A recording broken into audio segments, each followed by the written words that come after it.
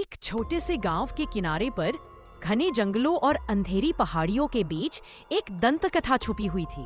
कहते हैं कि सैकड़ों साल पहले उस जगह पर एक राक्षस को कैद किया गया था। गांव वाले उसे काल राक्षस कहते थे। कोई भी उसकी गुफा के पास जाने की हिम्मत नहीं करता था। जो भी गया कभी वापस नहीं लौटा। गांव में दो दोस्त रहते थे, अर्जुन और देव। बचपन से ही तीनों जिज्ञासु थे। जब भी कोई बुजुर्ग उस राक्षस की कहानी सुनाता, अर्जुन की आंखों में डर झलकता, लेकिन देव के दिल में सवाल उठते। एक रात जब पूरा गांव सो रहा था, देव ने अर्जुन से कहा, क्या होगा अगर ये सब कहानियां झूठ हो? शायद सच कुछ और ही हो। अर्जुन ने डरते हुए जवाब दिया, देव, वहाँ जाना मौत को बुलाने जैसा है।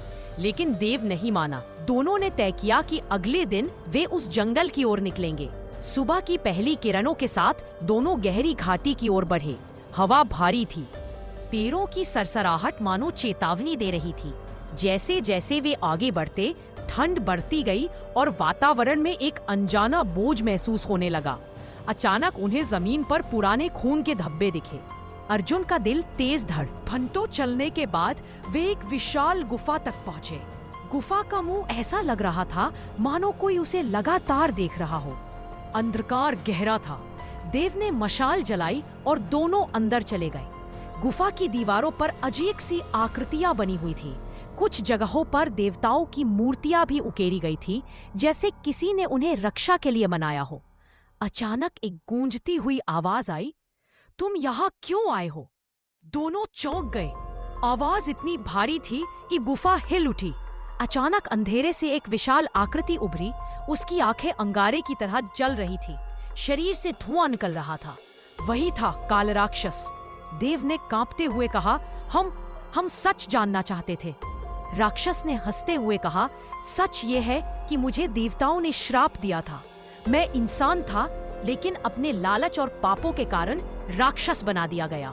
अब मैं इस गुफा में कैद हूँ, लेकिन तुम्हारे खून से मैं मुक्त हो सकता हूँ। ये सुनकर अर्जुन डर गया और भागने की कोशिश करने लगा, लेकिन देव वही खड़ा रहा। उसके दिल में एक ही सवाल था, अगर ये सच में इंसान था तो क्या भगवान ने इसके लिए मुक्ति का रास्ता छोड़ा होगा? देव ने आंखें बंद की और भगवान शिव का नाम जपने लगा। पूरी गुफा में ओम नमः शिवाय की गूंज फैल गई। अचानक दीवारों पर बनी देवताओं की मूर्तियां चमकने लगी। राक्षस चीखने लगा, उसकी शक्ति कमजोर पड़ने लगी।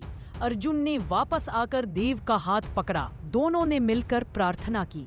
तभी गुफा के बीचों बीच एक दिव्य प्रकाश प्रकट हुआ। उसमें भगवान शिव का त्रिशूल दिखाई दिया। वह त्रिशूल राक्षस के हृदय में जाकर समा गया। एक पल में सब शांत हो गया। राक्षस वहीं ढेर हो गया और धीरे धीरे उसका शरीर राख में बदल गया। देव और अर्जुन की आंखों से आंसू बह रहे थे। उन्होंने भगवान का आभार व्यक्त किया। बाहर निकलते ही सूरज की रोशनी पूरे जंगल पर फैल गई। पक्षी चहकने लगे, मानो वर्षों बाद उस जगह से श्राप मिट गया हो। गांव लौटकर जब दोनों ने यह बात सुनाई तो सभी गांव वाले भगवान का धन्यवाद करने लगे।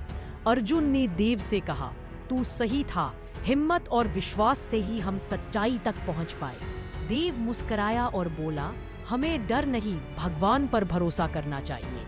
उस दिन के बाद से वह गुफा अब डर की जगह नहीं, बल्कि आस्था और श्रद्धा का प्रतीक बन गई।